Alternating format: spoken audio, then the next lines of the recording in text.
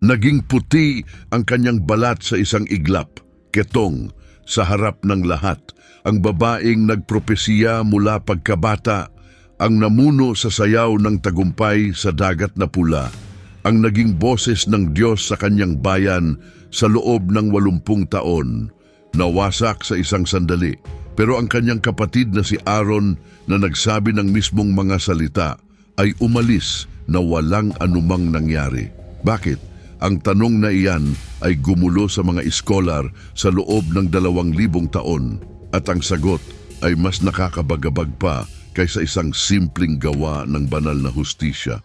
Ang pangalan niya ay Miriam, ang nakatatandang kapatid ni Moises, ang babaeng nagligtas sa kanyang buhay noong sanggol pa siya na nakalutang sa isang basket sa ilog Nilo. Tinawag siya ng aklat ng Exodo na propetisa bago pa man banggitin ang kanyang pangalan. Si Propeta Mikas, makalipas ang ilang siglo, ay ililista siya kasama ni Moises at Aaron bilang isa sa 3 tagapagpalaya na ipinadala ng Diyos upang palayain ang Israel mula sa pagkaalipin. Hindi niya iniligtas ang kanyang bayan gamit ang espada. Iniligtas niya sila gamit ang isang awit, isang tamburin at isang tapang na nagpapahalaga ng lahat. Ngunit nang mangahas siyang questionin ang autoridad ng kanyang kapatid, ang kanyang katawan ang naging tanda ng kanyang parusa. At ang sumunod ay mas masahol pa kaysa sa ketong. Dahil pagkatapos ng 7 araw na pagkadestiyero, pagkatapos ng paggaling, pagkatapos na tanggapin siyang muli ng mga tao sa kampo, ang boses ni Miriam ay nawala sa kasulatan. Ganap na nawala. Sa natitirang bahagi ng aklat ng mga bilang, hanggang sa araw ng kanyang kamatayan sa disyerto ng Zin, ang propetisa ng Israel ay hinatulan sa katahimikan. Ang malapit mo ng matuklasan ay hindi lamang kwento ng isang babae. Ito ay kwento ng isang nakatagong detalye, isang salita sa 12 kabanata ng mga bilang. Nababaguhin ang lahat ng akala nating alam natin tungkol sa pangyayaring ito. Upang maunawaan ito, kailangan nating bumalik sa malayong nakaraan. Sa panahon na ang Israel ay hindi pa isang bansa, kundi isang pamilya ng mga alipin. Sa isang batang nakatayo ng mag-isa sa pampang ng Nilo, nagtatago sa likod ng mga tambo. Sa isang desisyon na magbabago sa takbo ng kasaysayan ng sangkatauhan. Upang maunawaan kung sino si Miriam, kailangan mong maunawaan kung ano ang ibig sabihin ng ipanganak sa Ehipto sa ilalim ng paraon na gustong lipulin ang sarili niyang bayan. Ang kanyang pamilya ay kabilang sa tribo ni Levi, isa sa 12 tribo na nagmula kay Jacob. Ang kanyang ama ay si Amram, ang kanyang ina ay si Jochebed. Sila ay direktang inapo ni Levi, ang 2 anak na lalaki ni Jacob, at iisa lang ang ibig sabihin niyon. Sila ay mga pare mula sa kapanganakan, tagapag-ingat ng mga tradisyong panrelihiyon ng isang bansang umiiral lamang sa alaala, dahil ang Israel sa sandaling iyon ay hindi isang bansa. Ito ay isang napakalaking populasyon ng mga alipin, daan-daang libo ang bilang na nagtatayo ng mga syudad na gawa sa laryo para sa isang hari na namumuhi sa kanila. Si Miriam ang panganay, darating si Aaron pagkaraan ng ilang taon. Si Moises, ang bunso, ay ipapanganak sa isang sandali ng ganap na takot. Ngunit nang dumilat si Miriam sa unang pagkakataon, ang Ehipto ay isang lugar pa na matatahanan para sa mga Hebreo. Sila ay mahirap, inaapi, nagtatrabaho mula madaling araw hanggang takip silim sa ilalim ng mga latigo ng mga tagapangasiwa. Ngunit sila ay buhay. Ang kanilang mga pamilya ay lumalaki. Tumatawa ang mga bata sa mga kalye ng mga bahagi ng Goshen na tirahan ng mga Hebreo. Pagkatapos ay may nagbago nang makita ng paraon na ang mga Hebreo ay dumadami ng napakabilis. Nagpasya siyang gumawa ng matinding hakbang. Tinawag niya ang mga komadrona ng mga Hebreo, ang mga babaeng tumutulong sa mga ina na manganak, at binigyan sila ng simpleng utos. Bawat sanggol na lalaking Hebreo na isisilang sa higaan ay papatayin agad. Ang mga babae ay maaaring mabuhay. Mga lalaki lamang ang kailangang mamatay. Ang mga komadrona, 2 babaeng nagngangalang Sipra at Pua, ay sumuway. Nagsinungaling sila sa harap ng paraon. Sinabi nila na ang mga babaeng Hebreo ay nanganganak ng napakabilis, kaya ipinanganak na at naitago ang mga sanggol bago pa man sila dumating. Ang paraon, nagngingit-ngit sa galit, ay pinalala ang kalupitan. Naglabas siya ng pampublikong kautusan, bawat bagong silang na lalaking Hebreo ay itatapon sa Nilo. Lulunurin, pawawalain, buburahin. Sa mundong ito ipinanganak si Moises. At sa mundong ito, si Miriam, marahil ay 6 na taong gulang, marahil 7, ay pinanood ang kanyang ina na gawin ang pinakadesperadong bagay na magagawa ng isang babae. Kinuha ni Jochebed ang bagong silang, itinago ito sa loob ng 3 buwan at nang hindi na niya maitago, gumawa siya ng isang maliit na arka mula sa mga tambo ng papiro. Pinahiran niya ito ng alkitran at bitumen. Inilagay niya ang sanggol sa loob at ibinaba niya ito sa mga tambo sa pampang ng ilog Nilo. Ngayon ay pansinin ang susunod na mangyayari dahil ito ang unang gawa ni Miriam na naitala sa Biblia at inilalantad nito ang lahat tungkol sa kung sino siya. Inilagay ng ina ang basket sa tubig at umalis. Wala siyang magagawa. Ang isang babaeng Hebreo na nagbabantay sa isang partikular na bahagi ng Nilo ay makakatawag ng pansin. Mapapansin siya ng mga bantay na Ehipsyo. Arestuhin nila siya, matatagpuan ang sanggol at papatayin ito sa harap ng kanyang mga mata. Kaya sino ang natira upang magbantay? Isang bata, si Miriam, nag-iisa sa gitna ng mga tambo ng Nilo na puno ng mga buwaya sa isang bansa kung saan ang pagtatago ng isang sanggol na Hebreo ay may kaparusahang kamatayan. Nagtago siya roon sa loob ng ilang oras, marahil isang buong araw, hindi gumagalaw, hindi umiiyak, hindi nakikita. At saka nangyari ang imposible. Ang anak na babae ng mismong paraon na papaligiran ng kanyang mga katulong ay bumaba sa ilog upang maligo. Napansin niya ang basket na lumulutang sa mga matataas na tambo ng papiro. Nagpadala siya ng isang utusan upang kunin ito. Binuksan niya ang takip at natagpuan niya ang sarili na nakatingin sa mukha ng isang sanggol na Hebreo na umiiyak. Kung ibang prinsesa ng Ehipto, tatawagin na niya ang mga bantay. Itatapon na ang sanggol sa Nilo gaya ng iniutos ng kanyang ama. Ngunit ang babaeng ito ay nakaramdam ng awa. At sa mismong sandaling iyon, habang hawak ng prinsesa ang isang sanggol na nakatakdang mamatay, isang batang Hebreo ang lumabas mula sa mga tambo. Nilapitan ni Miriam ang prinsesa ng Ehipto at may katapangang hindi ayon sa lohika para sa isang bata sa kanyang edad. Nagsalita siya, "Pupunta ba ako at tatawag ng isang inang tagapagpasuso na Hebreo upang pasusuhin ang sanggol na ito para sa iyo?" Ang prinsesa nagulat ay pumayag at tumakbo ang bata upang tawagin si Jochebed, ang kanyang sariling ina. Nababayaran na ngayon ng maharlikang palasyo ng Ehipto upang pasusuhin ang kanyang sariling anak. Ang sanggol na gusto ng paraong mamatay ay lumalaki na ngayon sa ilalim ng proteksyon ng sariling anak na babae ng paraon. Lahat dahil sa katalinuhan ng isang 7 taong gulang na batang babae na naunawaan sa isang iglap kung paano gawing kaligtasan ang trahedya. Ito ang unang pagkakataon na nakilala natin si Miriam sa kasulatan. Hindi pa man siya tinatawag sa kanyang pangalan sa talatang ito. Siya ay ang kapatid na babae lamang. Ngunit ang kanyang ginawa ay ang unang prophetikong gawa ng kanyang buhay. Dahil kung wala siya, si Moises ay magiging isang ulilang lumaki sa palasyo ng Ehipto, malayo sa kanyang tunay na ina, walang alam sa kanyang pinagmulang Hebreo. Kung wala siya, ang tagapagpalaya ng Israel ay hindi kailanman makikilala ang sarili niyang bayan.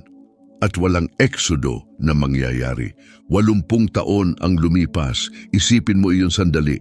Lahat ng sinasabi ng Biblia sa pagitan ng pagliligtas kay Moises at ng simula ng kanyang misyon ay naganap sa isang panahon na maaaring maglaman ng 4 na henerasyon. Lumaki si Moises sa palasyo. Pinatay niya ang isang Ehipsyong tagapangasiwa na nambubugbog ng isang aliping Hebreo. Tumakas siya sa disyerto ng Midian. Pinakasalan niya ang anak na babae ng isang paring Midianita na nagngangalang Hetro. Nagkaroon siya ng 2 anak na lalaki. Nagpastol siya ng mga tupa sa loob ng 40 taon. At pagkatapos, sa mabatong dalisdis ng bundok Horeb, nakakita siya ng isang palumpong na nag-aapoy. Ngunit hindi nasusunog at narinig ang tinig ng Diyos na nag-uutos sa kanya na bumalik sa Ehipto. Ngunit si Miriam sa buong panahong iyon, tahimik ang Biblia. Wala itong sinasabi tungkol sa kanya. Alam lang natin na nang bumalik si Moises sa Ehipto, buhay pa si Miriam. Ayon sa tradisyon ng mga rabay, batay sa katotohanang si Moises ay 80 taong gulang sa panahon ng Eksodo at si Miriam ay ilang taon na mas matanda. Siya ay magiging mga 86 o 87 taong gulang. Ginugol niya ang kanyang buong buhay kasama ng kanyang mga kababayan. Ibinabahagi ang pagkaalipin, ang gutom, ang kawalan ng pag-asa. Sinasabi ng mga rabay na sa loob ng 80 taong iyon, patuloy na nagpropesiya si Miriam. Pinanatili niyang buhay ang pag-asa sa mga babaeng Hebreo. Sinabi niya sa kanila na huwag tumigil sa pag-aanak dahil darating ang tagapagligtas. At alam niya, nakita niya, siya ang nagligtas sa sanggol mula sa tubig. Nang bumalik si Moises kasama si Aaron at nang tumama ang 10 salot sa Ehipto ng sunod-sunod, naroon si Miriam. Pinanood niya ang tubig ng Nilo na naging dugo. Nakita niya ang mga palaka na sumalakay sa mga bahay ng mga Ehipsyo. Nasaksihan niya ang mga langaw, ang mga kuto, ang salot sa mga hayop. Nakita niya ang mga pigsa na lumitaw sa mga katawan ng mga mang-aapi. Pinanood niya ang yelo na sumira sa mga ani at ang mga balang na lumamon sa bawat dahon ng damo. Nakita niya ang kadiliman na bumalot sa Ehipto sa loob ng 3 buong araw. At pagkatapos, sa gabi ng Paskua, pinanood niya ang anghel ng kamatayan na lumampas sa mga bahay ng mga Hebreo at kinuha ang bawat panganay na Ehipsyo, kasama ang anak ng paraon. Nang gabing iyon, lumabas ang bayan. 600,000 lalaking may edad na pandigma, dagdag pa ang mga babae, mga bata, mga matatanda, at isang halong grupo ng mga hindi Hebreo na sumama sa kanila. Marahil 2 milyong tao sa kabuuan naglalakad patungo sa ilang, patungo sa kalayaan. Ngunit nagbago ang isip ng paraon. Ipinadala niya ang kanyang hukbo upang habulin sila, mga karong pandigma, mga kabayo, mga sinanay na sundalo. Ang Israel ay natagpuan ang sarili na naiipit sa pagitan ng dagat na pula sa harap at ng pinakamakapangyarihang hukbo ng sinaunang mundo sa likod nila. Alam natin ang sumunod na nangyari. Itinaas ni Moises ang kanyang tungkod sa mga humahampas na alon. Nahati ang dagat. Tumawid ang Israel sa tuyong lupa sa pagitan ng mga pader ng tubig. Sumunod ang mga Ehipsyo. Bumagsak muli ang tubig. Nalunod ang hukbo ng paraon. Ngunit ang nangyari pagkatapos ng pagtawid na iyon ay isang bagay na hindi kailanman ipinakita sa iyo ng mga pelikula. Inilarawan ito ng aklat ng Exodo sa 3 talata lamang at binago nito ang lahat tungkol sa pamana ni Miriam. Si Moises at ang mga lalaki ng Israel ay umawit ng awit ng tagumpay, isa sa mga pinakalumang tekstong patula sa Biblia na tinatawag na awit ng dagat. At pagkatapos, habang umaawit pa ang mga lalaki, may di inaasahang nangyari. Inilarawan ito ng aklat ng Exodo ng simple. Si Miriam na propetisa, kapatid ni Aaron, ay kumuha ng tamburin at ang lahat ng mga babae ay sumunod sa kanya na may mga tamburin at mga sayaw. At umawit si Miriam sa kanila, "Umawit kayo sa Panginoon sapagkat maluwalhati siyang nagtagumpay. Ang kabayo at ang sakay nito ay itinapon niya sa dagat." May isang bagay sa talatang ito na dinadaanan ng maraming mambabasa nang hindi napapansin. Sa unang pagkakataon sa Biblia, isang babae ang tinawag na propetisa. Siya ang unang babae na binigyan ng kasulatan ng opisyal na titulong panrelihiyon at hindi siya tinawag na kapatid ni Moises. Tinawag siyang kapatid ni Aaron.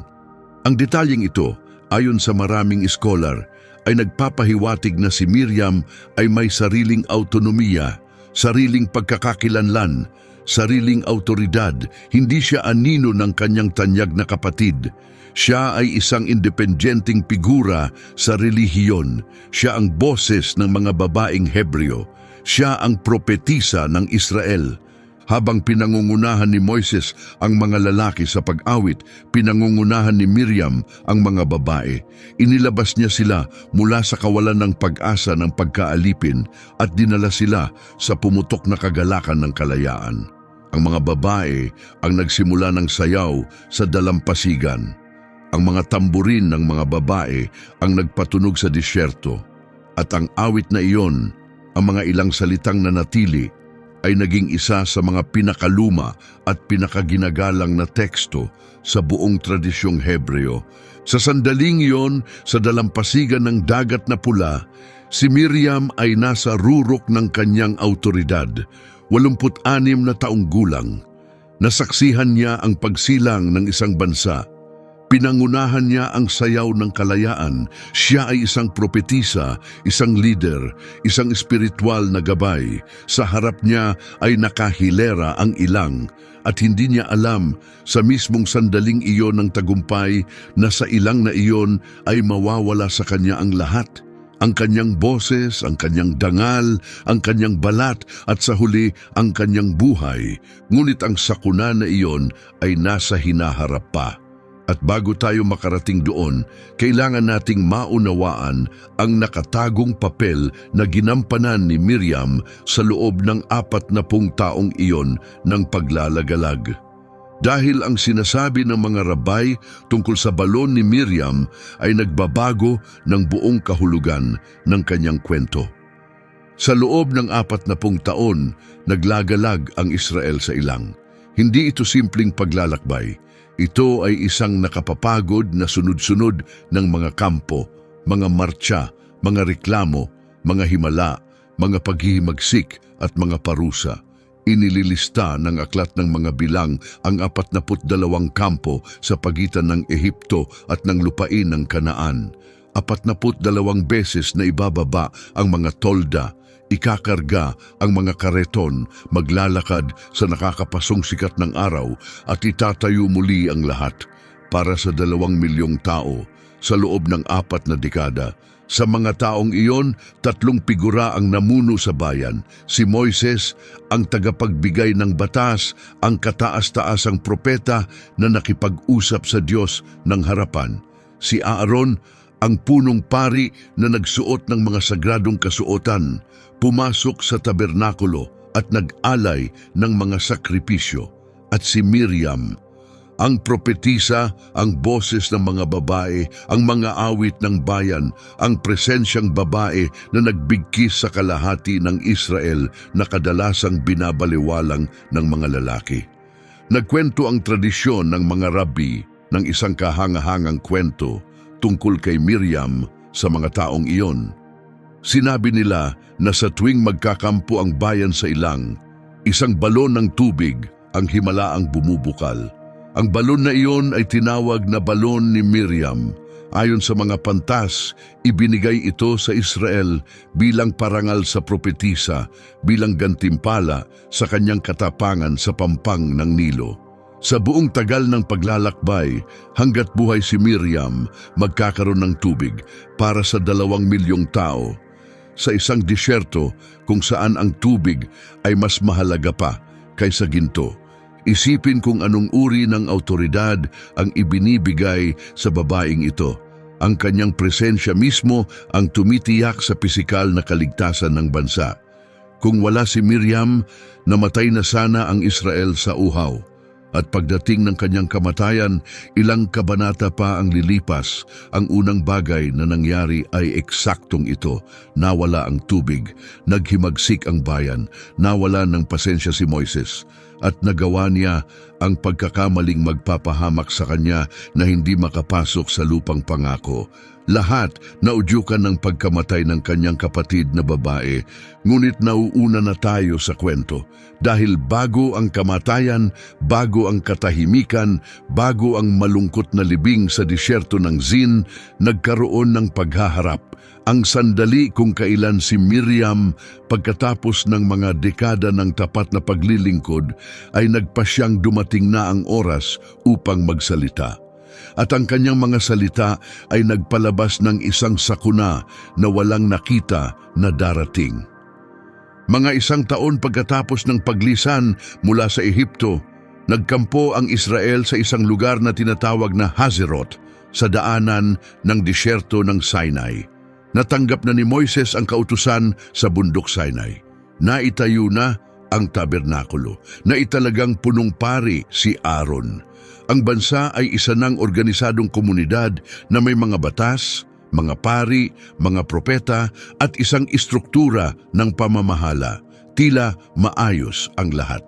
Pagkatapos, sa loob lamang ng ilang talata, ipinakilala ng aklat ng mga bilang ang isang pangyayaring nagbago sa lahat. Kabanata 12, unang talata. Nagsalita sina Miriam at Aaron laban kay Moises dahil sa babaeng kusita na kanyang pinakasalan. Isang babaeng kusita? Ano ang ibig sabihin niyon?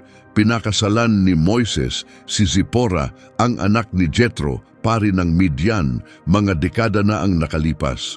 Kumuha ba siya ng pangalawang asawa? Si Zipporah ba mismo ay kusita? At ano nga ba ang ibig sabihin ng salitang kusita? Isa ito sa mga pinakadebating misteryo sa buong Biblia.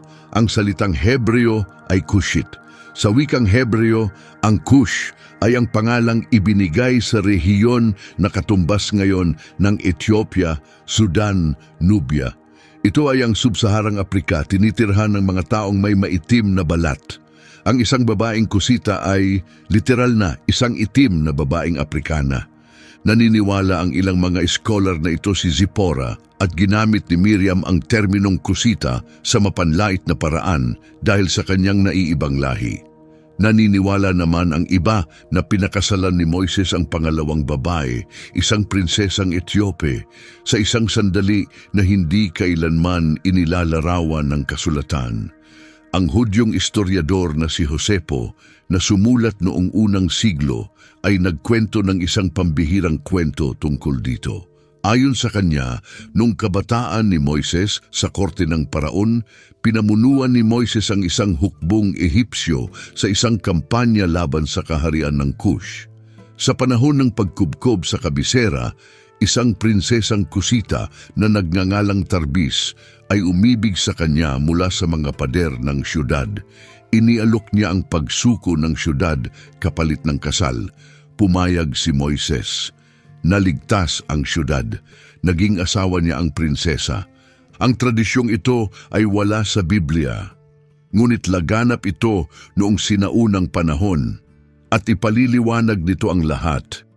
Kung bakit binanggit ng aklat ng mga bilang ang isang babaeng kusita nang walang karagdagang detalye. Kung bakit tumugon si Miriam sa mismong sandaling iyon. At kung bakit itinuring ng Diyos na napakamapanganib ang kritisismo. Ngunit ang susunod na talata ang naghayag kung ano ang tunay na problema. Sinabi nila, sa pamamagitan lang ba ni Moises nagsalita ang Panginoon? Hindi ba nagsalita rin siya sa pamamagitan natin? Iyan na, ang tunay na issue. Ang babaeng kusita ay isang dahilan lamang, isang harapan. Ang nag-aalab sa mga puso ni na Miriam at Aaron ay ibang bagay. Selos sila. Inakala nilang naitulak sila sa pangalawang pwesto. Gusto nila ng pagkilala. Gusto nila na malaman ng bayan na sila rin ay mga propeta. Na sila rin ay may karapatang magsalita. na si Moises ay hindi ang nag-iisang daluyan kung saan nakikipag-usap ang Diyos. At may mga dahilan para paniwalaan na ang kritisismo ay kahit papaano ay lehitimo. Si Aaron ay ang punong pari. Si Miriam ay kinikilalang propetisa mula pa sa dagat na pula. Kukumpirmahin ito ni Propeta Mikas, mga siglo pa ang lilipas ng walang anumang kalabuan. Kabanata 6, ika-4 na talata. Iniahon ko kayo mula sa lupain ng Ehipto at tinubos ko kayo mula sa bahay ng pagkaalipin at isinugo ko sa harap ninyo sina Moises, Aaron at Miriam.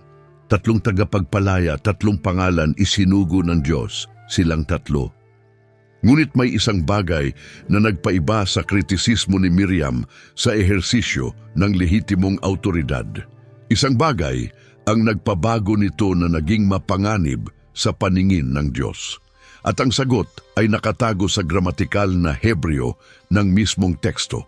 Pansinin ang pagkakasunod-sunod. Nagsalita si Miriam at si Aaron. Si Miriam muna, hindi si Aaron, hindi silang dalawa ng magkaparehong bigat.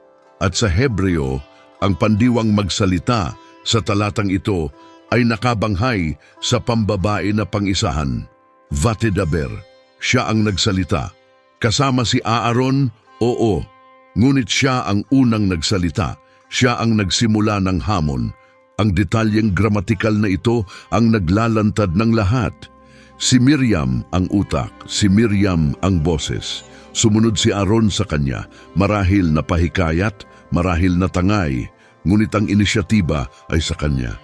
At pagkatapos ay naglagay ang teksto ng isang nakagugulat na panaklong. Kabanata 12, ika-3 talata. Si Moises ay isang napakamapagpakumbabang tao, higit pa kaysa sinumang tao sa ibabaw ng lupa. Bakit ang pangungusap na ito? Bakit dito? Bakit sa gitna ng sigalot? Ang pinakakapanipaniwalang sagot ay ito. Si Moises, nang marinig ang kritisismo mula sa kanyang kapatid na babae at kapatid na lalaki, ay hindi nagdepensa. Hindi siya sumagot. Masyadong mapagpakumbaba siya upang lumaban. At dahil tumanggi siyang ipagtanggol ang sarili, direktang pumagit na ang Diyos. Dahil kapag iniwan ng isang tao ang paghatol sa Diyos, tumatanggap siya ng depensa na mas nakakatakot kaysa anumang salita ng tao. At ang pagpagitna ng Diyos ay dumating ng biglaan, walang babala, walang awa. Sinabi ng Panginoon kina Moises, Aaron at Miriam, lumabas kayo, kayong 3 sa toldang tipanan. Isang haliging ulap ang bumaba sa pasukan. Ang tinig ng Diyos ay lumabas mula sa loob. At ang tinig na iyon ay hindi nagpaliwanag. Hindi ito nakipagtalakayan. Ito ay kumukulog. Pakinggan ninyo ngayon ang aking mga salita. Kung may propeta sa inyo, ako ang Panginoon, nagpapakilala sa kanya sa pangitain, nakikipag-usap sa kanya sa panaginip. Ngunit hindi ganoon ang aking lingkod na si Moises. Siya ay tapat sa buong aking bahay. Bibig sa bibig ako, nakikipag-usap sa kanya sa malinaw na paraan at hindi sa mga bugtong at namamasdan niya ang anyo ng Panginoon. Bakit hindi kayo natakot na magsalita laban sa aking lingkod na si Moises? Ang mga salita ay mapaminsala. Sinasabi ng Diyos, oo Miriam, ikaw ay isang propetisa. Oo Aaron, ikaw ay isang propeta. Ngunit ang uri ng propesiya ninyo ay mga panaginip, mga pangitain, mga bugtong, mga larawang kailangan ninyong bigyang kahulugan. Si Moises ay nakikipag-usap sa akin ng direkta.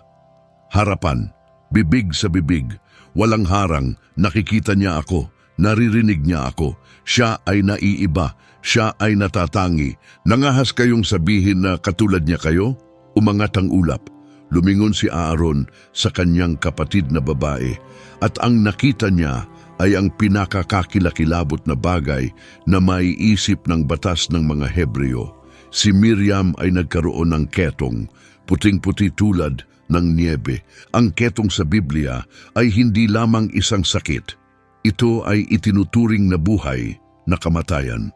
Itinatatag ng aklat ng Levitiko na sino mang tinamaan nito ay kailangang punitin ang kanyang mga kasuotan, hayaang nakalugay ang kanyang buhok, takpan ang kanyang mga labi at sumigaw sa sino mang lumalapit, marumi, marumi.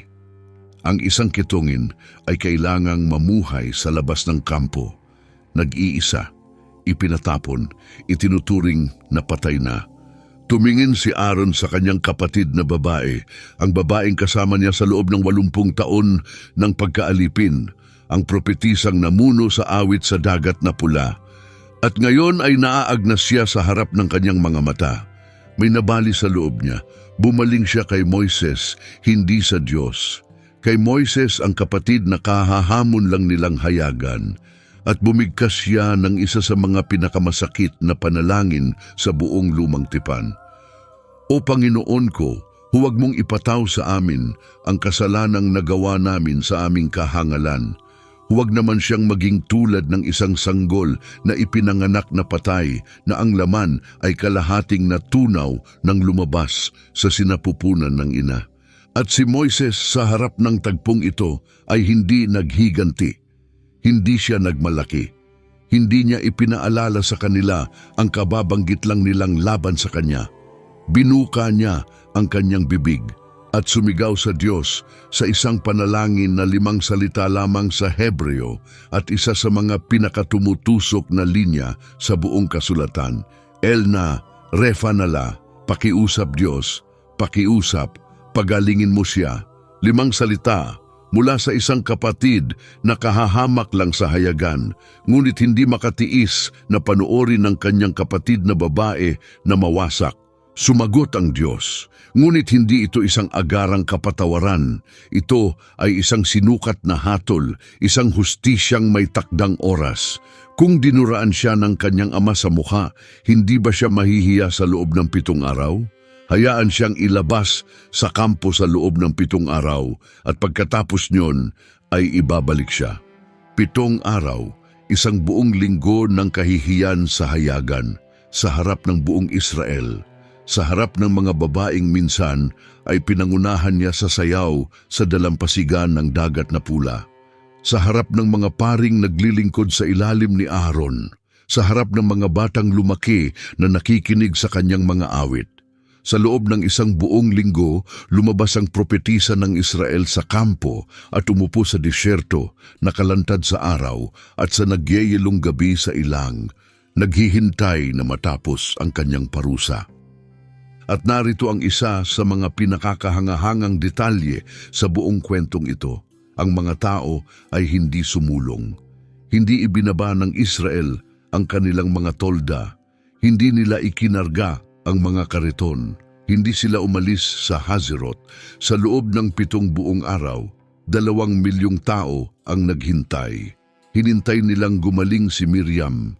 Hinintay nilang maibalik ang kanilang propetisa. Malinaw na sinabi ng aklat ng mga bilang, ang bayan ay hindi nagpatuloy hanggang hindi na ibabalik si Miriam. Ang buong bansa kasama ang mga asawa, mga anak, mga matatanda, mga hayop, nakatayong tahimik sa ilang sa loob ng 1 linggo upang parangalan ang babaeng pinarusahan. Para bang sinasabi ng Israel, hindi kami magpapatuloy nang wala siya. Siya ay sa amin. Ang parusa ng Diyos ay hindi sinamahan ng pagtanggi ng bayan. Sa kabaligtaran, ang bayan ay tumayong tahimik bilang pakikiisa sa naparusahang propetisa. At pagkatapos ng 7 araw na yon, bumalik siya. Ngunit may nagbago pagkatapos ng Hazerot na hindi na maibabalik. At ang susunod ay ang bahaging halos walang nagsasabi. Ang bahaging naghahayag kung ano talaga ang nangyari kay Miriam sa mga taon pagkatapos. Ang bahaging sa maraming paraan ay mas masakit pa kaysa sa ketong. Ang nangyari kay Miriam pagkatapos ng 7 araw ng pagkadestyero ay halos hindi kailanman ikinukwento. Ang mga nakakaalam ng kwentong ito ay karaniwang tumitigil dito, sa ketong, sa parusa, sa panalangin at sa paggaling. Iniisip nilang nagtapos ito sa pagbabalik ng propetisa at nagbalik ang lahat sa normal. Ngunit kung babasahin mong mabuti ang natitirang bahagi ng aklat ng mga bilang, isang kakilakilabot na bagay ang nagiging malinaw. Hindi na muling nagsalita si Miriam, ni minsan sa natitirang bahagi ng kasulatan. Hanapin ang kanyang pangalan sa mga susunod na kabanata. Kabanata 13, ang pangyayari ng mga espiya na ipinadala sa Kanaan. Wala. Kabanata 14, ang paghihimagsik pagkatapos ng ulat ng mga espiya. Wala. Kabanata 16, ang paghihimagsik ni Korah laban kay Moises. Wala. Kabanata 17, ang tungkod ni Aaron na nagbulaklak. Wala. Kabanata 20, sa wakas muling lumitaw ang pangalan ni Miriam, ngunit sa anong konteksto? Aklat ng mga bilang, Kabanata 20, unang talata, at ang buong kongregasyon ng mga anak ng Israel ay dumating sa disyerto ng Zin sa unang buwan at ang bayan ay tumigil sa Kades. At si Miriam ay namatay doon at inilibing doon. Yun lang, isang pangungusap para sa babaeng nagligtas kay Moises mula sa Nilo, para sa propetisang namuno sa awit sa dagat na pula, para sa kapatid na babae na naging haligi ng paglaya ng Israel. Isang pangungusap, walang detalye, walang pampublikong pagluluksa, walang pambansang pagdadalamhati, wala sa mga detalyadong seremonya ng libing na inilalarawan ng Biblia para sa ibang mahahalagang figura. Simpleng, doon namatay si Miriam at doon siya inilibing. Ngayon ay ihambing iyon sa nangyari pagkatapos. Nang mamatay si Aaron, nagtalaga ang aklat ng mga bilang ng 11 talata sa kanyang kamatayan. Inilarawan nito ang seremonya ng detalyado. Si Moises at ang kanyang pamangking si Eleazar na umaakyat sa bundok Hor. Si Aaron na naghuhubad ng mga kasuotang pagkapari. Si Eleazar na isinusuot ang mga ito bilang kapalit niya. Ang pagbaba mula sa bundok. Ang pagluluksa ng buong Israel sa loob ng 30 araw. At nang mamatay si Moises, nagtalaga ang aklat ng Deuteronomyo ng isang buong huling kabanata. Ang pag-akyat sa bundok Nebo, ang pangitain ng lupang pangako, ang kanyang kamatayan sa bundok, ang lihim na libing ng Diyos mismo, ang pagluluksa ng Israel sa loob ng 30 araw, at ang huling linya, walang lumitaw na propeta mula noon sa Israel na katulad ni Moises na nakilala ng Panginoon ng harapan. Para kay Miriam, isang linya, pagkatapos ay katahimikan. Ngunit ang aklat ng mga bilang sa halos malupit na paraan ay agad nagpatuloy. Kabanata 20, 2 talata. Walang tubig para sa kongregasyon. Sa loob ng 40 taon, ayon sa tradisyon, mayroong tubig dahil buhay si Miriam. Ang balon ni Miriam, saan man siya pumunta, bumubukal ang tubig mula sa lupa. Isang tahimik na himala, ibinigay bilang parangal sa kanya, at sa sandaling namatay siya, nawala ang tubig. Ang kanyang kamatayan ay agad na sinundan ng uhaw, ng desperasyon, ng isang bayang umiiyak dahil wala silang maiinom. At dito nagawa ni Moises ang pinakamatinding pagkakamali ng kanyang buhay. Sinabi ng Diyos sa kanya na kausapin ang bato at aagos ang tubig. Si Moises sa halip bigo, marahil wasak dahil sa pagkamatay ng kanyang kapatid na babae, ay kinuha ang tungkod at hinampas ang bato. 2 beses nang may galit at sumigaw siya sa mga tao, "Makinig kayo mga suwail, kailangan ba naming ilabas ang tubig mula sa batong ito para sa inyo?" Naming, hindi Diyos, naming. Nawalan ng kontrol si Moises, nawalan siya ng pasensya, nawala ang kababaang loob na palaging nagpakakilala sa kanya. Marahil dahil kamamatay lang ng kanyang kapatid na babae. Marahil dahil winasak ng kalungkutan ang isang bagay sa loob niya. At sinabi ng Diyos, "Dahil hindi kayo nagtiwala sa akin upang dakilain ako sa harap ng mga mata ng Israel, hindi ninyo dadalhin ang bayang ito sa lupaing ibinigay ko sa kanila." Hindi kailanman makakapasok si Moises sa lupang pangako dahil sa isang gawa ng galit. At ang gawang iyon ay nangyari sa mismong sandaling nalibing ang kanyang kapatid na babae. na parabang ang kanyang kamatayan ay nagpasimula ng isang sunod-sunod na reaksyon na magmamarkang wakas para sa tatlong magkakapatid. Namatay si Aaron ilang buwan pagkatapos. Namatay si Moises sa dulo ng Deuteronomyo. Ang tatlong tagapagtatag ng Israel, sina Moises, Aaron at Miriam, ay pawang nawala bago matapos ang aklat ng mga bilang. Wala sa kanila ang nakakita ng lupang pangako. Ngayon ay maaari na nating balikan ang pangunahing tanong na ipinagpaliban natin sa simula. Bakit pinarusahan si Miriam? Bakit siya lang? Bakit si Aaron na nagsabi ng mismong mga salita ay nanatiling hindi naparusahan? Nag-alok ang mga komentaristang rabbi ng 4 na paliwanag sa loob ng 2,000 taon ng debate. At ang ika-4, ang pinakapinipili ng mga modernong iskolar, ang pinakanahihirapang tanggapin sa lahat. Ang unang paliwanag ay gramatikal. Gaya ng nakita na natin, ang pandiwa sa unang talata ay nakabanghay sa pambabae na pang-isahan. Batidaber Miriam, siya ang nagsalita. Kahit na binanggit si Aaron kasama niya, nilinaw ng tekstong Hebreo na siya ang nagsimula. Si Aaron ang tahimik na kasabwat. Ang isip, ang salita, ang gawa ay sa kanya. At sa tradisyong Hudyo, ang nagsisimula ng kasalanan ay itinuturing na mas may sala kaysa sa sumunod. Ang pangalawang paliwanag ay struktural. Si Aaron ay ang punong pari. Ang paghampas sa punong pari ng ketong ay magpaparalisa sa pagsamba ng buong tabernakulo. Ang isang maruming pari ay hindi maaaring maglingkod.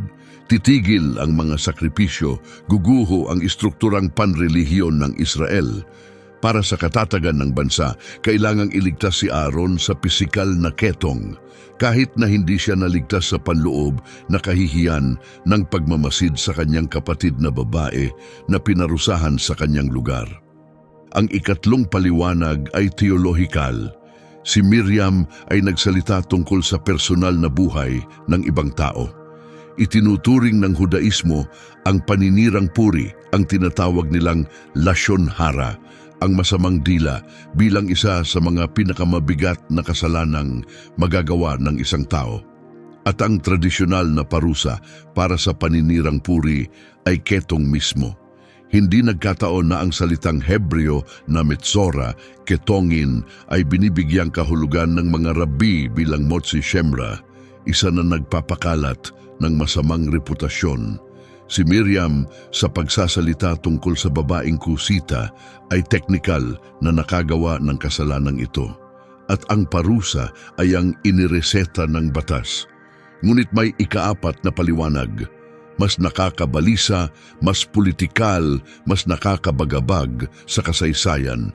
At kapag narinig mo ito, hindi mo na mababasa ang aklat ng mga bilang sa dating paraan. Si Miriam ay pinarusahan dahil siya ay isang babaeng nangahas humamon sa autoridad ng lalaki. Sa isang patriarkal na lipunan, ang isang babaeng nagsasalita sa hayagan laban sa lalaking lider ay nagdudulot ng banta sa buong kaayusang panlipunan. Ang parusa kay Miriam ayon sa pagbasang ito ay hindi lamang banal. Ito ay panlipunan. Ito ay isang babala para sa bawat babae sa Israel.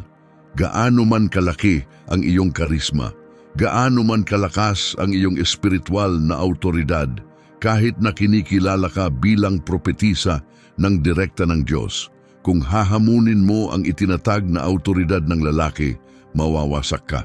Ang pagbasang ito ay masakit, ngunit halos imposibleng baliwalain dahil pagkatapos ng Hazerot, tumahimik si Miriam sa natitirang bahagi ng kasulatan. Hindi na siya muling namuno ng sayaw, hindi na siya muling nagpropesya, hindi na siya muling pumagitna sa mga kontrobersya ng bayan. Ang kanyang boses na dating boses ng mga babae ng Israel ay maingat na tinanggal mula sa salaysay at nang bumalik siya isang beses lamang para lamang mamatay, Ngunit ang tradisyonal na pagbasa, ang itinuturo sa mga paaralang panrelihiyon ay may tendensiyang gawing simple si Miriam bilang ang mapaghimagsik na kapatid, ang maninirang puri, ang babaeng nangahasumamon at wastong pinarusahan. Kung papayagan mong marinig ang mga boses na pinatahimik ng tagapagsalaysay ng Biblia, isang mas masalimuot na larawan ang lumilitaw. Nang magsalita si Miriam laban kay Moises, literal niyang sinabi, "Sa pamamagitan lang ba ni Moises nagsalita ang Panginoon? Hindi ba nagsalita rin siya sa pamamagitan natin?" Hindi ito walang lamang retorika. Ito ay isang pagangkin ng lehitimidad. Sinasabi niya, "Ako ay isang propetisa. Tinanggap ko ang salita ng Diyos. Mayroon akong autoridad sa relihiyon. Bakit si Moises lang ang dapat na magpasya?" At tandaan, ang unang kritisismo ay tungkol sa babaeng kusita. Isang posibleng pagbasa ay na ang dayuhang babaeng ito ay minamaltrato ng komunidad at ipinagtanggol siya ni Miriam. Kung ganoon, ang kanyang pagpagitna ay hindi tsismis. Ito ay isang gawa ng pakikiisa, isang propetisang nagpataas ng kanyang boses upang ipagtanggol ang isang babaeng walang boses. At ang parusa ay nagiging mas malungkot pa. Isang babaeng pinatahimik dahil nagsalita para sa ibang babae. O marahil ginagamit ni Miriam ang kanyang lehitimong autoridad bilang propetisa upang ituwid ang nakita niyang problemang desisyon ni Moises. Marahil naniwala siya na ang sitwasyon sa babaeng kusita ay talagang mali at bilang propetisa naramdaman niyang tungkulin niyang sabihin ito. Iyon mismo ang ginagawa ng mga propeta sa aklat ng mga hari kapag pinupunan nila ang mga hari. Ang mga propeta ay nagsasalita laban sa mga namumuno. Iyon ang kanilang papel. Kaya bakit kapag isang babae ang gumawa nito, siya ay pinarusahan? Ang aklat ng mga bilang ay hindi sumasagot sa tanong na ito. Iniwan itong nakabitin, nakatago sa likod ng ulap ng toldang tipanan. Ngunit gumulo ito sa mga mambabasa sa loob ng mga milenyo. Sa mga taon pagkatapos ng Hazerot, sa mahabang katahimikan ni Miriam, ipinagpatuloy ng bayan ng Israel ang kanilang paglalakbay. Nagpadala si Moises ng 12 espiya upang siyasatin ang lupain ng Canaan. 10 ang bumalik na takot na nagsasabing puno ng mga higante ang lupain. 2 lamang, sina Josue at Caleb, ang nagsabing ibibigay sa kanila ng Diyos ang tagumpay. Umiyak ang bayan buong gabi. Gusto nilang bumalik sa Ehipto at idineklara ng Diyos na ang buong henerasyong iyon ay mamamatay sa ilang. Maglalagalag sila sa loob ng 40 taon hanggang sa bawat rebelde ay mamatay. Nasaan si Miriam sa lahat ng ito? Hindi sinasabi ng teksto. Marahil halos 70 taong gulang na siya noon. Naglalakad sa disyerto kasama ang mga babae. Marahil iginagalang pa rin, minamahal pa rin, ngunit tahimik, walang pampublikong boses. Pagkatapos ay dumating ang paghihimagsik ni Korah. Siya ay pinsan ni Moises at Aaron mula sa parehong tribo ni Levi.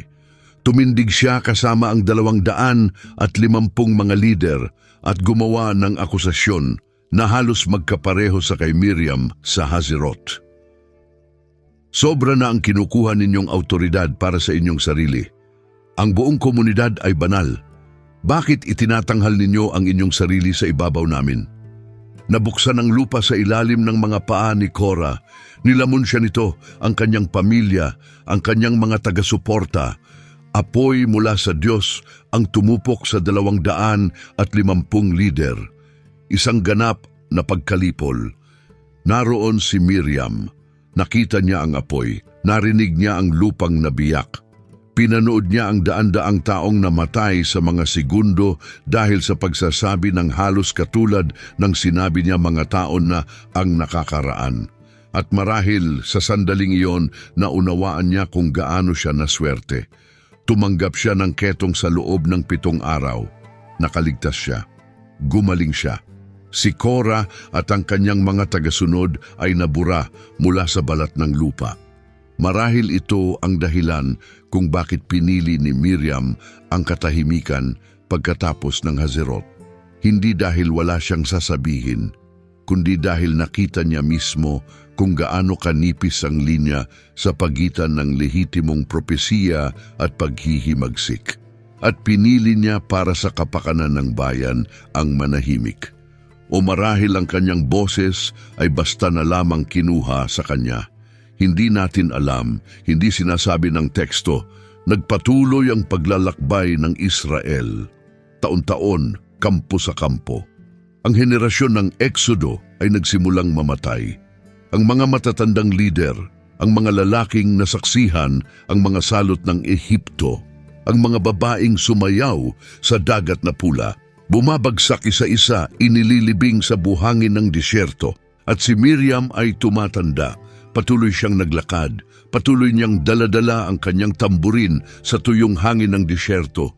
Ang mga nakababatang babae ay tumitingin sa kanya ng may paggalang. Siya ay isang buhay na alamat. Nakita niya ang mga pampang ng Nilo. Iniligtas niya si Moises mula sa tubig. Pinangunahan niya ang awit ng kalayaan. Kahit na hindi na siya nagsasalita sa hayagan, ang kanyang presensya ay sagrado. Siya ang buhay na alaala ng lahat ng pinagdaanan ng kanyang bayan. Pagkatapos ay dumating sila sa ilang ng Zin, sa Kades. At doon, sa simula ng unang buwan ng ika-40 taon, pagkatapos ng paglisan mula sa Ehipto, ipinikit ng propetisa ng Israel ang kanyang mga mata sa huling pagkakataon. Sinasabi ng tradisyon ng mga rabay na si Miriam ay namatay sa pamamagitan ng isang halik. Literal. Sa Hebreo, sinasabi nilang namatay siya alpi Adonai, sa bibig ng Panginoon. Ang pinakamatamis na posibleng kamatayan. Walang sakit, walang pakikipaglaban, walang paghihirap. Ang kaluluwa na umaalis sa katawan, tinanggap ng direkta ng Diyos. Ang kaparehong kamatayan na, ayon sa tradisyon, ay ipagkakaloob kay Moises mga buwan pagkatapos. Ito ang kamatayang nakalaan para sa mga pinakamatuwid. At si Miriam, sa kabila ng pangyayari ng ketong, sa kabila ng mga dekada ng katahimikan, ay tumanggap ng kamatayang iyon. Dahil sa paningin ng Diyos, ang kasalanan ng Hazerot ay nabayaran na. Ang parusa ay kumpleto na. At si Miriam sa huli ay matuwid pa rin, propetisa pa rin. Isa pa rin sa 3 tagapagpalaya na isinugo ng Diyos upang ilabas ang kanyang bayan mula sa pagkaalipin.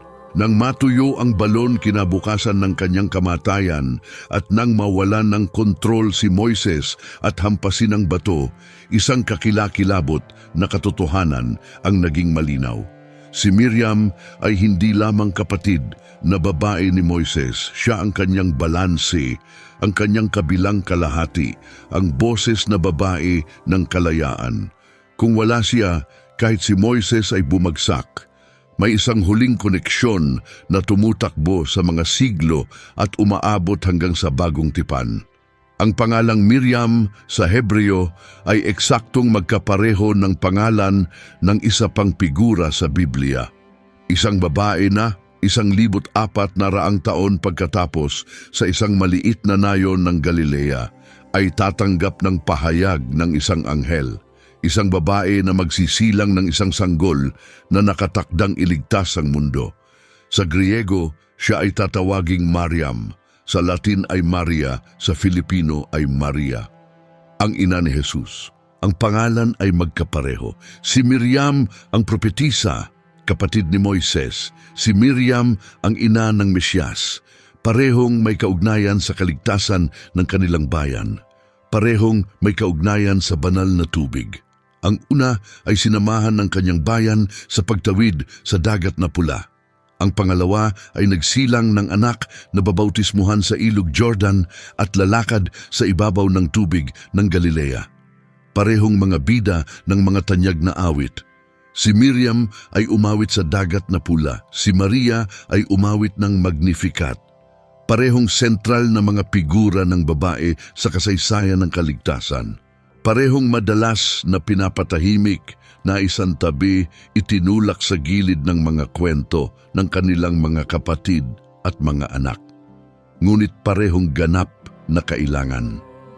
Maraming iskolar ang napansin ang pagkakaparehong ito. Iminungkahi nila na si Maria ng Nazaret ay sadyang nagdadala ng pangalan ni Miriam na propetisa, na ang kanyang pagkapili bilang ina ng Mesiyas ay malalim na nakaugat sa tradisyong Hebreo ng mga babaeng propetisa, na ang Magnificat ay isang direktang alingawngaw ng awit ng dagat, at na ang pagdurusa ni Maria sa paanan ng krus ay umalingawngaw sa pagkadestyero ni Miriam sa labas ng kampo, naghihintay ng paggaling at muling pagtanggap. Ang koneksyong ito ay tumatakbo sa mga milenyo. At inihahayag nito ang isang bagay na madalas itinatago ng mababaw na pagbasa ng mga tekstong ito. Ang mga babae sa kasulatan ay bumubuo ng isang kadena ng mga boses na ipinapasa mula sa isang henerasyon patungo sa susunod. Isang kadena na nagsisimula kay Eva, nagpapatuloy kay Sarah, nagpapakita kay Miriam, nagpapatuloy sa pamamagitan ni Deborah at Hulda, sumabog kay Esther at umabot sa rurok kay Maria. Mga babaeng umaawit, mga babaeng nagpopropesiya, mga babaeng nagliligtas, mga babaeng madalas na pinarusahan, naisantabi, pinatahimik, ngunit ang kanilang mga boses sa kabila ng lahat ay tumatawid sa mga siglo. Kaya ano ang sinasabi ng kwentong ito tungkol sa pagtrato ng Biblia sa mga babaeng nangahas na itaas ang kanilang boses? Ang sagot ay tunay na malabo. Sa isang banda, inaalaala ng Biblia si Miriam. Pinangalanan siya nito. Binigyan siya nito ng titulo ng propetisa, isang opisyal na pagkilala. Pinahintulutan siyang mamuno sa isang sagradong awit na nanatili sa loob ng 3 milenyo. Inilarawan siya bilang isa sa 3 tagapagpalaya na isinugo ng Diyos.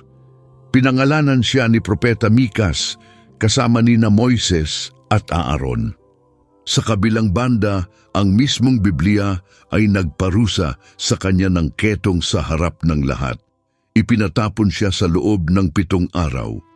Hinubad ang kanyang boses mula sa salaysay. Binigyan siya ng isang linya sa kamatayan habang si Aaron ay tumanggap ng 11 talata at si Moises ng isang buong kabanata. Ginawa siyang babala. Si Miriam ang prototipo ng bawat babaeng biblikal na nagpataas ng kanyang boses.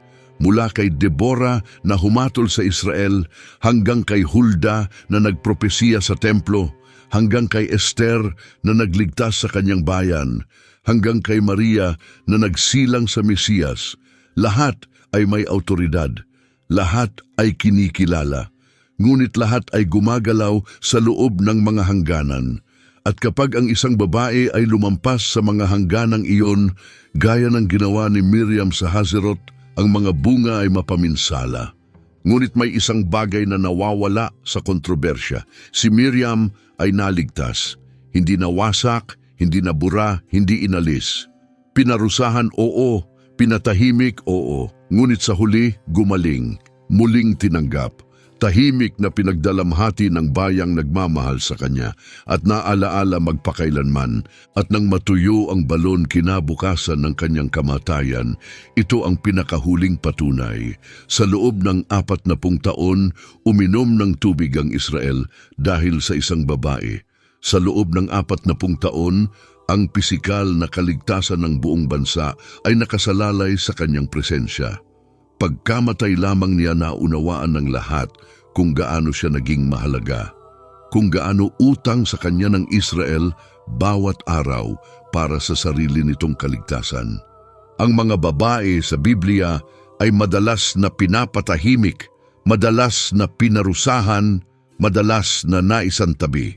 Ngunit ang kanilang nakatagong gawa, ang kanilang hindi kinikilalang presensya, ang kanilang tahimik na ambag, ang siyang humahawak sa lahat.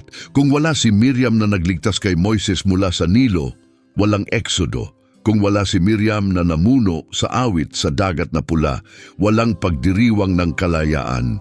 Kung wala ang balon ni Miriam, walang kaligtasan sa ilang.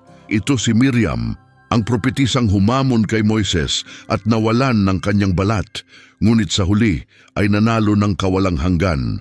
Dahil sa tuwing binabasa natin ang Eksodo, sa tuwing naririnig natin ang awit ng dagat, sa tuwing naaalaala natin ang paglaya ng Israel mula sa Ehipto, bumabalik ang kanyang pangalan.